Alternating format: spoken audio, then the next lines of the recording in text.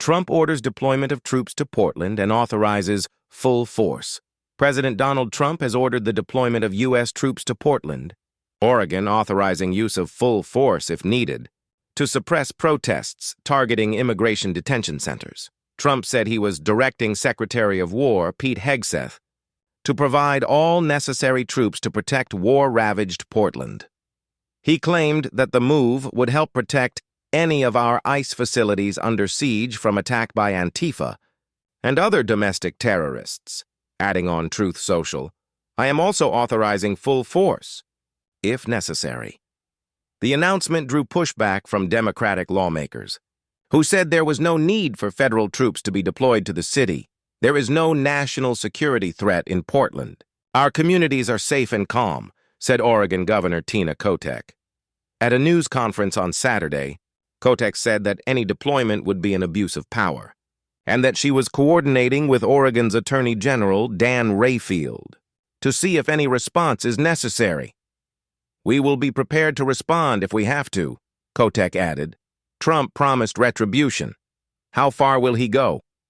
Saturday's announcement marks the further expansion of deployment of troops in American cities, amid a wider crackdown by the Trump administration on illegal immigration. Trump's post does not specify whether he intends to activate National Guard or regular U.S. military.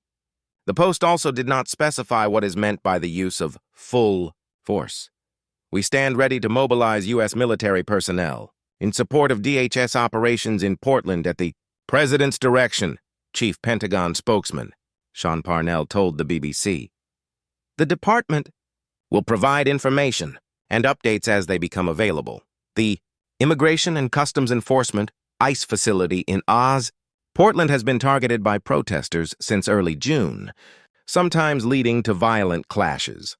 As of 8 September, the U.S. Attorney's Office had brought federal charges against 26 people for crimes including arson, assaulting a police officer, and resisting arrest. On Friday, the Department of Homeland Security, DHS, said that demonstrators had repeatedly attacked and laid siege to an ICE processing center in Portland. In a post on the social media platform X, the department stated that several individuals had been arrested and charged with federal offenses. Rose City Antifa, a recently designated domestic terrorist organization, illegally doxed ICE officers.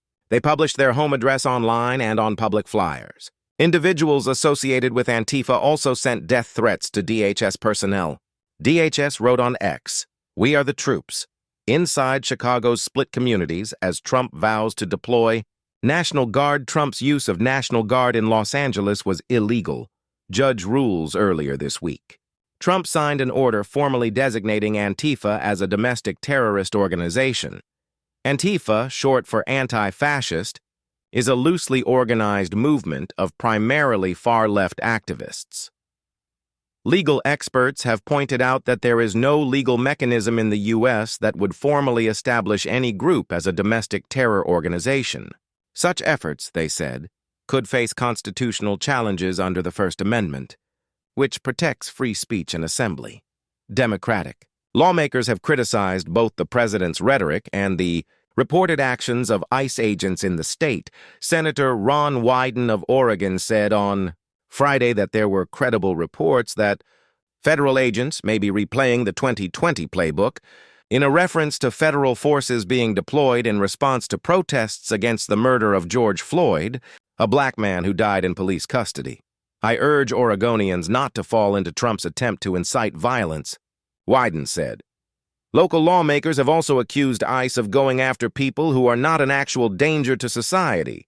ICE has said they're targeting people for arrest and detainment who have committed crimes. That's what they told us. But that's not what we are seeing, said Democratic House Representative Suzanne Bonamici on Friday.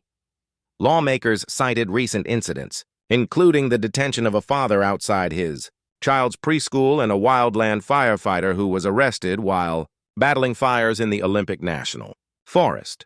They also pointed to a statistic published by the Cato Institute, a U.S. think tank based in Washington, D.C., which reported that 65% of people detained by ICE had no criminal convictions. Despite the backlash from Democrats, the move has drawn support from some Republican officials. U.S. Labor Secretary Lori Chavez DeRemer said she had seen how lawlessness had turned Portland into a crime-ridden war zone. In a post on X, Chavez DeRemer, who previously served as a Republican House representative for an Oregon district, thanked Trump for taking action to keep our ICE facilities protected and make America great again. Earlier this year, Trump deployed the National Guard to Los Angeles and Washington, D.C., and federal agents are expected to arrive in Memphis next week. In Los Angeles, the president ordered 2,000 federal personnel to deal with unrest over raids on undocumented migrants. Clashes erupted over several days, and tear gas was used to disperse protesting crowds. A federal judge in California ruled earlier this month that the National Guard deployment to Los Angeles was illegal, and that it violated the Posse Comitatus Act, which limits the power of the federal government to use military force for domestic matters. It is unclear whether the president has legal ground to deploy federal forces to Oregon.